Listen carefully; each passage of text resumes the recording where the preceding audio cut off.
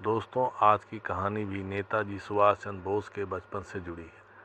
नेताजी जब स्कूल में पढ़ा करते थे तो वे अपनी कक्षा में बहुत होशियार और मेधावी छात्रों में गिने जाते थे। सारे विषयों में उनके बहुत ही अच्छे अंक आते थे, लेकिन वे बंगाली में कमज़ोर थे। बाकी विषयों की अपेक्षा बंगाली में उनके कम अंक आते थे। एक दिन अध्यापक ने सभी छात्रों को बंगाली में निबंध लिखने को कहा। सभी छात्रों ने बंगाली में निबंध लिखा, लेकिन सुभाष चंद्र बोस के निबंध में बाकी छात्रों की तुलना में गलतियां अधिक थीं। अध्यापक ने जब इन गलतियों का जिक्र किया तो सभी छात्र नेताजी का मजाक उड़ाने लगे। उनकी ही कक्षा का एक विद्यार्थी सुभाष चंद्र बोस से बोला, वैसे तो तुम बड़े देशभक्त बने फिरते हो, मगर अपनी ही मातृभाषा पर तुम्हारी पकड़ इतनी कमज़ोर क्यों है।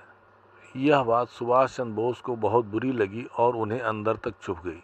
तभी छात्र सुभाष चंद्र बोस ने मन ही मन निश्चय कर लिया कि वह अपनी मातृभाषा को सही तरीके से ज़रूर सीखेंगे।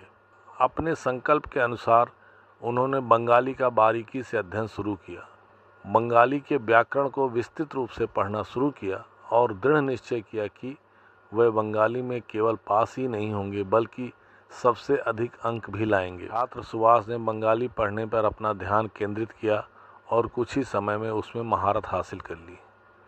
धीरे धीरे वार्षिक परीक्षाएं निकट आ गईं।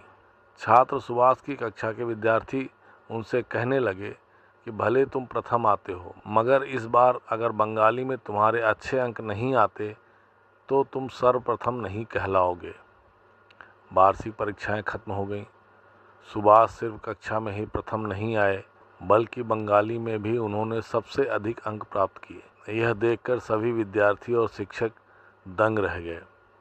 उन्होंने सुभाष से पूछा, तुमने यह कैसे संभव किया। तब सुभाष विद्यार्थियों से बोले, यदि मन में लगन, उत्साह और एकाग्रता हो तो इंसान कुछ भी हासिल कर सकता है।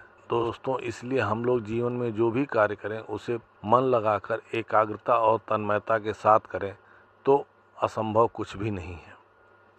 यह कहानी आप सबको कैसी लगी कमेंट करके ज़रूर बताएं। साथ ही इस चैनल को सब्सक्राइब करना ना भूलें। धन्यवाद।